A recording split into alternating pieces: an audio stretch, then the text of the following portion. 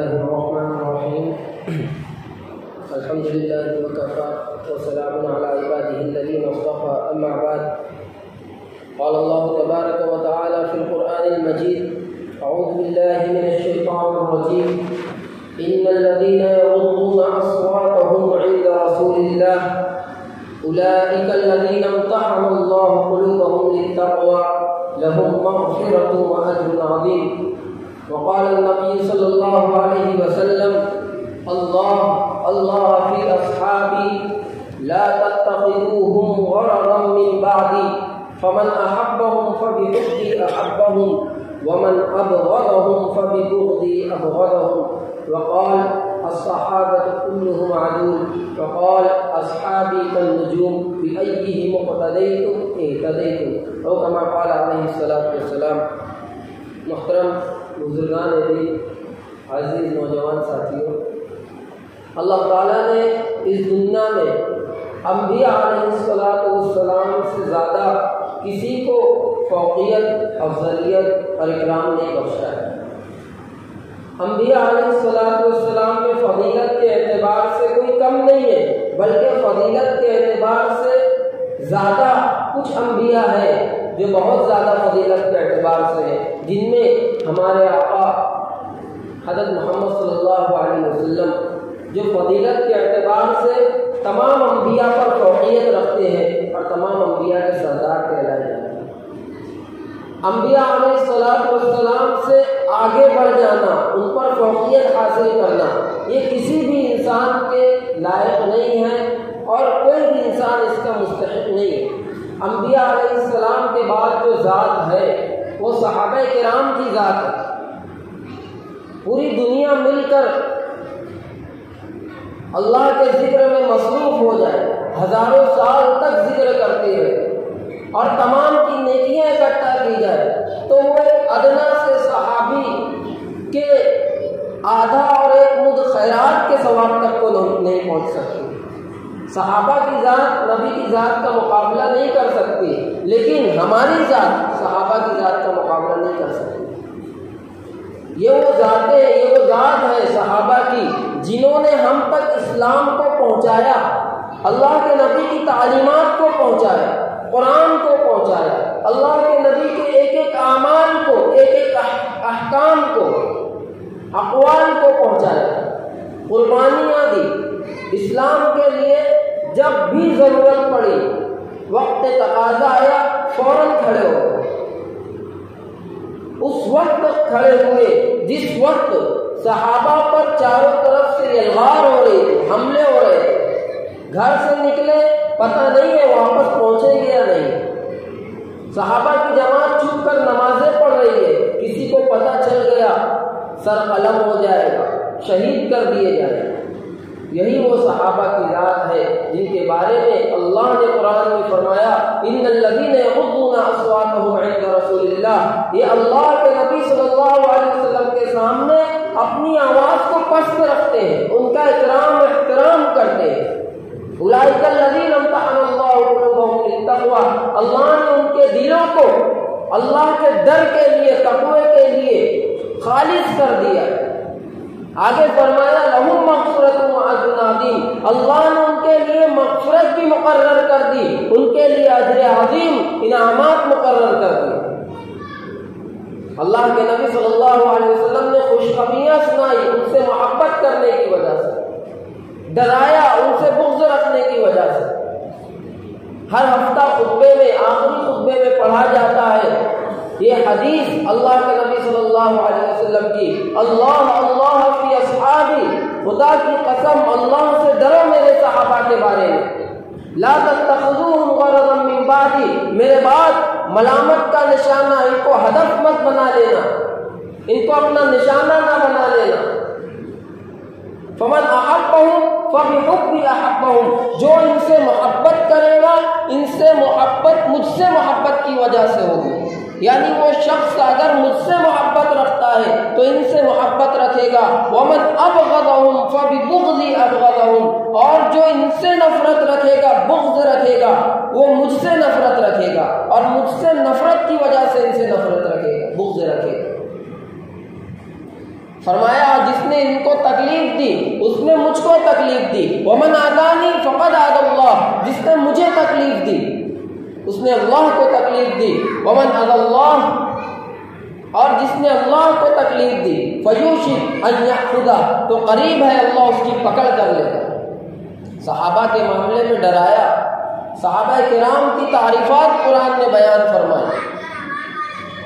صحابی سب سے پہلے یہ جان لے اس شخص کو کہتے ہیں جس نے ایمان کی حالت میں اللہ کے نبی صلی اللہ علیہ وسلم کو دیکھا ہو اور ایمان کی حالت میں ہی ان کا انتقال ہوا، صحابی اس ذات کو کہا جاتا ہے جن کے بارے میں قرآن نے جگہ جگہ کہا ہے اولئک هم الراشدون، اولئک هم الفائزون، اولئک هم المفلحون، اولئک هم المؤمنون حقا، یہ فائز ہے، یہ کامیاب ہونے والے ہیں، یہ آگے بڑھنے والے ہیں، یہ نیک لوگ ہیں، یہی حق پر ہیں۔ اور سب سے بڑا پروانہ اللہ نے ان کے حق میں دے دیا کہ رضی اللہ عنہم ورضوا عنہ، یہ اللہ سے راضی ہو گئے، اللہ ان سے راضی ہو گئے۔ بظاہر عشرہ مبشرہ جو 10 صحابہ ہیں ان کے بارے میں آتا ہے کہ یہ 10 صحابی ایسے ہیں جن کو اللہ نے دنیا ہی میں جنت کی خوشخبری دے دی۔ غزوہ بدر میں شریک ہونے والے صحابہ کرام جنہوں نے لشکر کو نہیں دیکھا، جنہوں نے تعداد کو نہیں دیکھا، جنہوں نے اپنے پاس ہتھیار کی غیر موجودگی کو نہیں دیکھا، جنہوں نے اپنی کمزوری کو نہیں دیکھا، لڑ پڑے دشمن سے، جان کی بازی لگا دی، ان کے بارے میں اللہ کے نبی صلی اللہ علیہ وسلم نے فرمایا اللہ نے ان کے لیے جنت واجب کر دی ہے، اب یہ جو چاہے کرے اللہ ان کو کل قیامت کے دن جنت میں داخل کرے گا۔ پھر بھی گرے جا رہے، مرے جا رہے، جنگ میں جا رہے، سر کٹا رہے، زخمی ہو رہے، اپنی بیویوں کو بیوہ کر رہے، بچوں کو یتیم کر رہے دین اسلام کے لیے اور اس دین کو ہم تک پہنچانے کے لیے۔ ان صحابہ کرام کے بارے میں اللہ نے جنت کا پروانہ دے دیا۔ بظاہر 10 صحابہ کو عشرہ مبشرہ کہا، بظاہر ان 313 صحابہ کے معاملے میں جنت کا تذکرہ فرمایا، لیکن آگے فرما کر لہم مغفرۃ واجر عظیم، اللہ نے ان کے لیے مغفرت کو مقرر کر دیا ہے۔ رضی اللہ عنہم ورضوا عنہ، اللہ ان سے راضی ہو گیا ہے۔ ایک ادنا صحابہ بھی ہو، ہمارا یہ عقیدہ ہے کہ صحابہ معصوم تو نہیں ہے، لیکن اللہ نے قرآن نے فرما دیا تمام صحابہ جنتی ہیں، اللہ نے ان کی مغفرت کر دی۔ ان کا ادب کرنا، ان کا احترام کرنا، ادب و احترام سے ان کا نام لینا، ان کی تعظیم کرنا ہم لوگوں پر واجب ہے۔ اللہ نے شریعت اور تقوی کو سامنے رکھ کر صحابہ کرام میں بھی فضیلت بخشی، الگ الگ فضیلتیں بخشی، کیٹیگری فضیلت کے اعتبار سے کچھ صحابہ کو اونچے درجے پر پہنچایا، اور اللہ کے نزدیک صرف تقوی اور دینداری ہی فضیلت کا ذریعہ بنتی ہے۔ اللہ نے قرآن میں فرمایا اِنَّا خَلَقْنَاكُم مِّن ذَكَرٍ وَأُنثَىٰ وَجَعَلْنَاكُمْ شُعُوبًا وَقَبَائِلَ لِتَعَارَفُوا، اللہ نے فرمایا ہم نے تم کو پیدا کیا، تم کو شعبوں میں بانٹا، قبیلوں میں بانٹا، قوموں میں بانٹا، الگ الگ رنگ و نسل میں بانٹا، لسانی اور زبانی اعتبار سے تم کو جدا کیا، یہ اس وجہ سے کہ تم ایک دوسرے کو پہچان سکو، بآسانی جان سکو۔ ان اکرمکم عند اللہ اتقاکم، اللہ کے نزدیک مالدار ہونے کی وجہ سے، گورا ہونے کی وجہ سے، ترقی یافتہ ملک کا باشندہ ہونے کی وجہ سے فضیلت نہیں ہے، اللہ کے نزدیک فضیلت ہے ان اکرمکم عند اللہ اتقاکم، تم میں سے جو سب سے زیادہ پرہیزگار ہے، اللہ سے ڈرنے والا ہے، اللہ کے دین پر عمل کرنے والا ہے، اللہ کے نزدیک تم میں سب سے زیادہ مقبول اور پسندیدہ وہ ہے، قابل احترام وہ ہے۔ اللہ نے صحابہ کرام میں بھی کیٹیگری رکھی، حضرت ابو بکر صدیق رضی اللہ عنہ کو سب سے اونچا مقام بخشا۔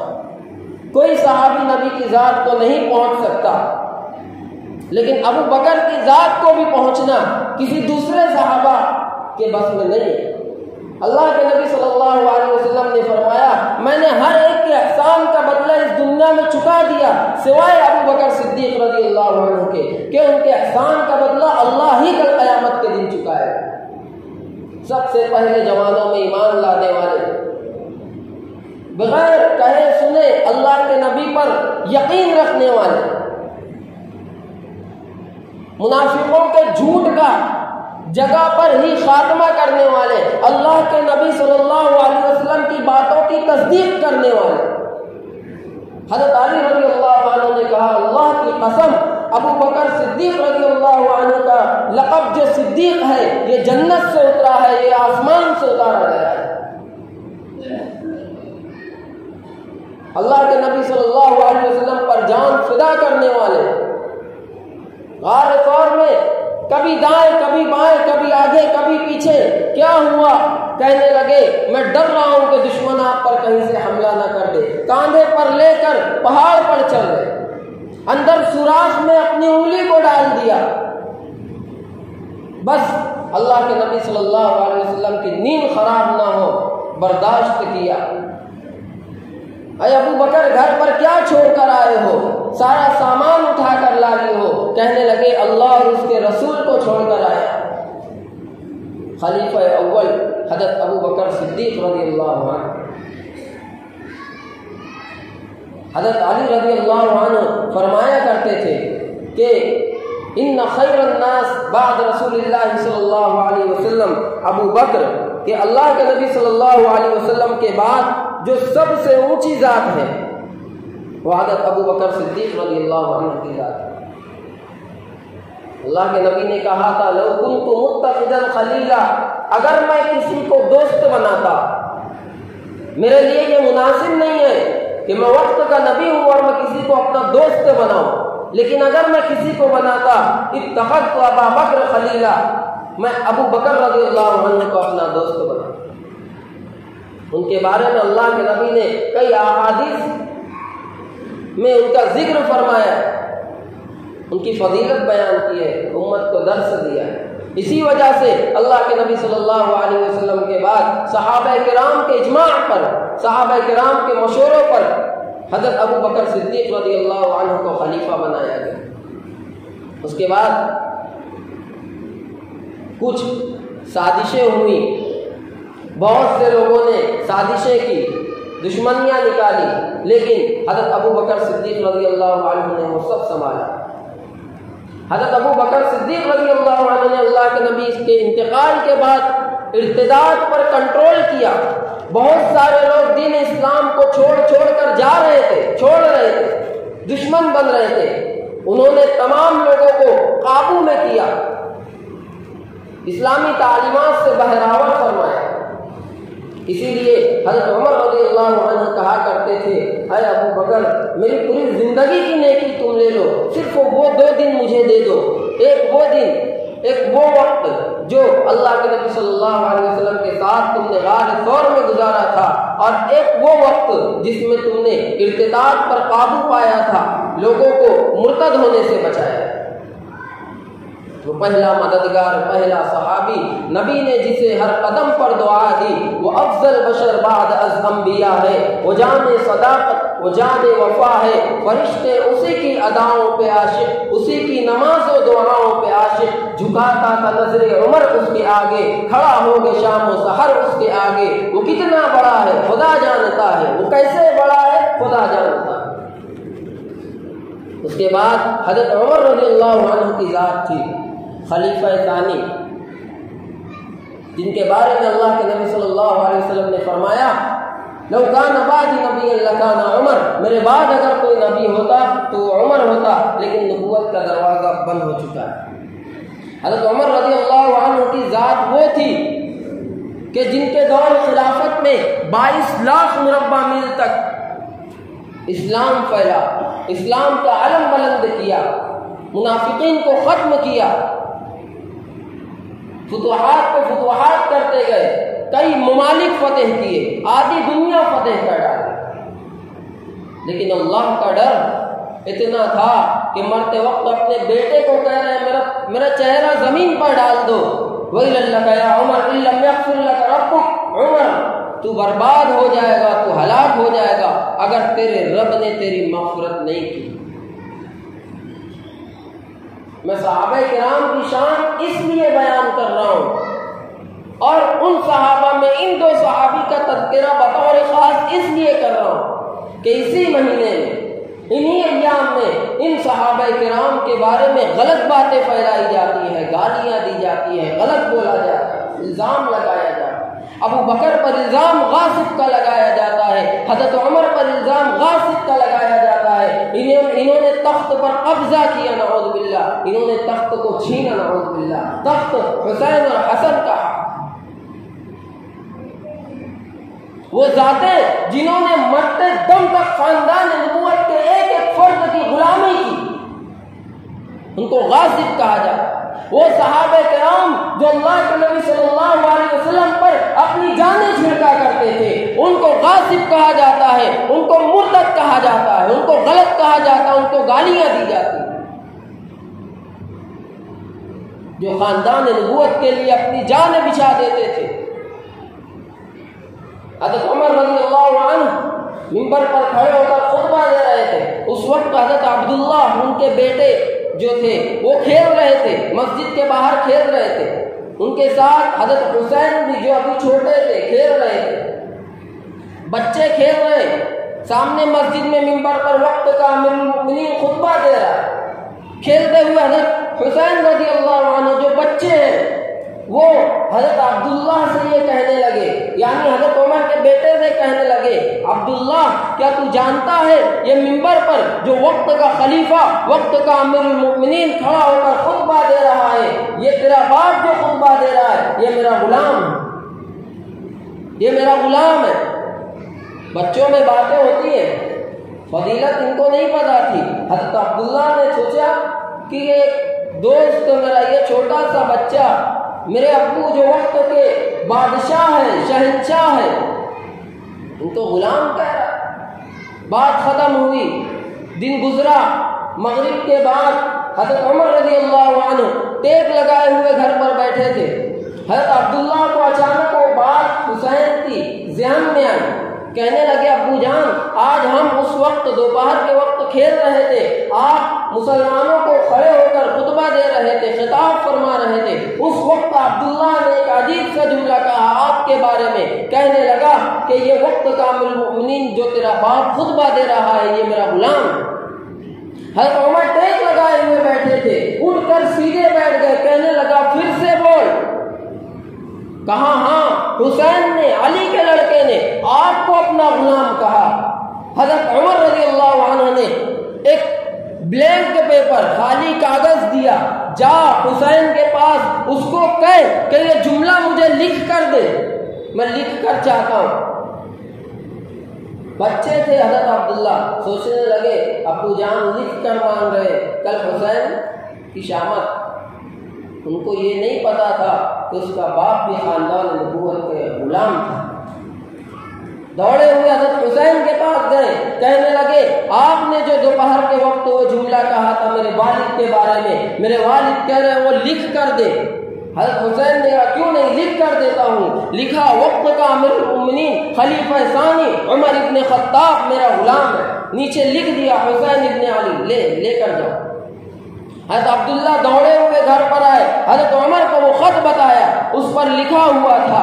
عمر کی آنکھوں سے آنسو جاری ہو گیا، دیکھ کر رونے لگے، کہنے لگے عبداللہ تو میری یہ وصیت یاد رکھنا، جب میں مر جاؤں مجھے نہلا دھلا کر کفن پہنا دیا جائے اور قبر میں اتارا جائے تو یہ پیپر، یہ خط، یہ حسین کا پروانہ میرے کفن کے ساتھ رکھ دینا، کل قیامت کے دن عمر کی مغفرت کے لیے یہی جملہ کافی ہے کہ حسین، حضرت عمر، یہی جملہ کافی ہے، کل عمر کی کسی بات پر، کسی اعمال پر مغفرت ہو نہ ہو، اس بات پر اللہ نے عمر کی مغفرت کر دینی ہے کہ عمر وقت کا امیر المؤمنین مرتے دم تک خاندان نبوت کا غلام تھا۔ ان کے بارے میں افواہیں، غلط باتیں بکی جاتی ہیں صحابہ کرام کے بارے میں۔ وقت چلا گیا، 2 دن گزر گیا، اس بات پر بحث بھی نہیں کرنی کہ یزید کون تھا، یزید کا کیا معاملہ تھا، امیر معاویہ کا کیا معاملہ تھا۔ میں اس لیے یہ بتا رہا ہوں کہ یزید ایک دروازہ ہے، یہ دروازہ جب کھلتا ہے تو یہاں سے ان کے نزدیک امیر معاویہ بھی کافر ہوتے ہیں، نعوذ باللہ۔ ان کے نزدیک وہ صحابہ جنہوں نے یزید کے ہاتھ پر بیعت کی تھی وہ بھی کافر ہوتے ہیں۔ آگے چل کر تمام صحابہ مرتد ہو جاتے ہیں جنہوں نے یزید کے ہاتھ پر بیعت کی تھی۔ یزید ایک دروازہ ہے، یزید سے بیعت ہی نہیں کرنی ہے۔ یزید کون تھا اور کیا کربلا کا معاملہ ہوا اس پر بحث نہیں کرنی ہے۔ عام نوجوانوں کو تو کربلا کا واقعہ پڑھنا ہی نہیں چاہیے، اس کے بارے میں پتہ ہی نہیں کرنا چاہیے، کیونکہ جب وہ آپ پڑھو گے تو آپ کو حقائق کا علم نہیں ہوگا، آپ گمراہ ہو جاؤ گے۔ صحابہ کرام کے معاملے میں، صحابہ کرام کے بارے میں آپ کے ذہن میں شکوک و شبہات پیدا ہوگا۔ یہ کہتے ہیں کہ امیر معاویہ، حضرت امیر معاویہ اجل صحابہ میں سے تھے، اللہ کے نبی صلی اللہ علیہ وسلم کے رازدار تھے، کاتب وحی تھے، اللہ کے نبی کے پاس بیٹھ کر وحی لکھتے تھے۔ کچھ باتیں جو رازدانہ ہوتی ہیں، رازدارانہ، وہ ان کو پتہ ہوتی تھی۔ خالد المؤمنین تھے، ان کی جو بہن تھی ام حبیبہ رضی اللہ عنہ، وہ اللہ کے نبی صلی اللہ علیہ وسلم کی بیوی تھی، ابو سفیان کی بیٹی تھی۔ یزید امیر معاویہ کا لڑکا تھا۔ یزید کو تخت پر بیٹھانے والا کون؟ امیر معاویہ۔ یزید کے ہاتھ پر بیعت کرنے والے کون؟ بیعت کرنے والے یعنی یزید کے حق میں ووٹنگ کرنے والے کون؟ بڑے بڑے صحابہ کرام، جس میں عبداللہ ابن عمر بھی تھے، جن کا بھی میں نے تذکرہ کیا، جو حضرت عمر کے بیٹے تھے۔ انہوں نے بھی یزید کے ہاتھ پر بیعت کی تھی کہ یزید نے حضرت حسین کے قتل کا حکم دیا تھا۔ کیا یزید حضرت حسین کے قتل پر خوش ہوا تھا؟ کیا یہ یزید سے جڑا ہوا معاملہ تھا؟ یزید کو نشانہ بنا کر، میں یہ نہیں کہتا ہوں یزید بہت پارسا تھا، صوفی تھا، لیکن یزید کافر بھی نہیں تھا۔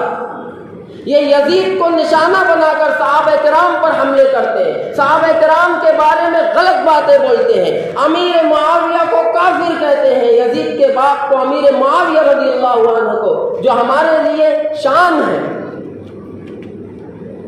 ان سب چیزوں کو مد نظر رکھ کر یہ آپ لوگوں کو سمجھ لینا چاہیے، سب ملا جلا کر، کہ معاملہ کچھ زیادہ نہیں تھا اور آپ کو اس میں پڑھنا بھی نہیں ہے۔ بس یہ دھیان میں رکھنا ہے کہ اللہ کے نبی صلی اللہ علیہ وسلم نے فرمایا، اللہ اللہ فی اصحابی لا تتخذوہم غرضا من بعدی، میرے صحابہ کے معاملے میں اللہ سے ڈرو، ان کو نشانہ مت بنانا میرے بعد۔ الصحابۃ کلھم عدول، تمام صحابہ عادل تھے۔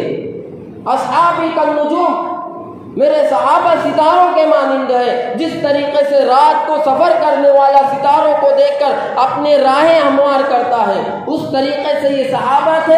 بِأَيِّهِمْ اقْتَدَيْتُمْ اهْتَدَيْتُمْ، ان میں سے جن کی بھی اتباع کرو گے تو کامیاب ہو جاؤ گے۔ صحابہ کے معاملے میں شکوک و شبہات تک لانا اپنے ذہنوں میں، یہ آپ کو ایمان کے دائرہ ایمان سے خارج کر سکتا ہے۔ صحابہ کے حضرت حسن کا نام لے کر، حضرت حسین کا نام لے کر صحابہ کرام پر اٹیک کرنا، یزید کا نام لے کر صحابہ کرام پر اٹیک کرنا، صحابہ کرام کو گالیاں دینا، ان کے احکام کو بھول گئے، شربتیں بٹ رہے، ملیدے پک رہے، ڈبانے لے کر جا رہے، نماز کا کسی کو کچھ نہیں۔ حضرت حسن نے جو ایثار و محبت کا پیغام دیا، امیر معاویہ کو اپنی حکمرانی دے کر جو پیغام دیا، اس کا کچھ پتہ نہیں ہے۔ وہ بھی واقعہ بہت لمبا ہے، حضرت حسن اور امیر معاویہ کے درمیان جو باتیں ہوئی، وہاں پر ایک جملہ حضرت حسن نے کہہ دیا تھا کوفہ کے منبر پر چڑھ کر کہ اگر خلافت امیر معاویہ کا حق ہے تو ان کا حق ان تک پہنچ گیا، اور اگر حسن کا حق ہے تو حسن نے اپنا حق امیر معاویہ کو دے دیا، مسلمانوں کو آپس میں جھگڑنے کی ضرورت نہیں ہے۔ حضرت حسین نے کہہ دیا تھا مجھے یزید تک پہنچنے دو، میں یزید کے ہاتھ پر بیعت کر لوں گا، یا ہمارے درمیان باتیں ہوں گی، یا مجھے مدینہ واپس جانے دو، یا مجھے سرحد پر چھوڑ دو۔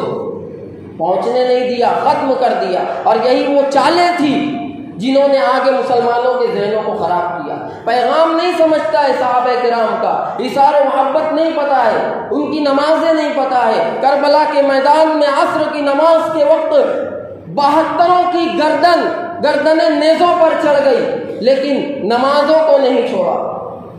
کربلا میں کھڑے ہیں، شمر کو کہا، حضرت حسین نے مجھے نماز کی اجازت دو، کہنے لگا نہیں دوں گا، کہنے لگے مت دو، نماز تو ہونی ہے، یہاں پر نمازیں ہوں گی۔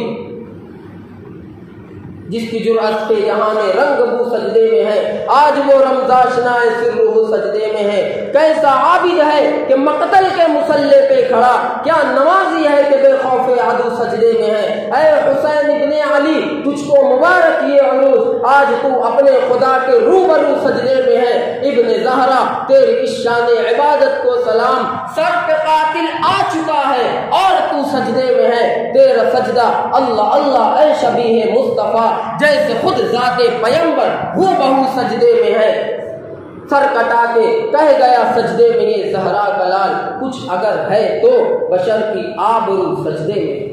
تعلیمات کو نہیں سمجھنا ہے، بس چیزوں کو پکڑ کر صحابہ کرام کو نشانہ بنانا ہے۔ اور ہمارے نوجوان اہل سنت والجماعت کے ہماری مسجدوں میں آنے والے یہ بھی نشانہ بنتے ہیں، تمام چیزوں میں شامل ہو گئے، تمام چیزیں کریں گے، ان کو پتہ نہیں ہے ان باطل کے گروہ میں شامل ہو کر ان کی آبادی کو یہ لوگ اس دن بڑھاتے ہیں، ان کے غلط کاموں میں شریک ہوتے ہیں۔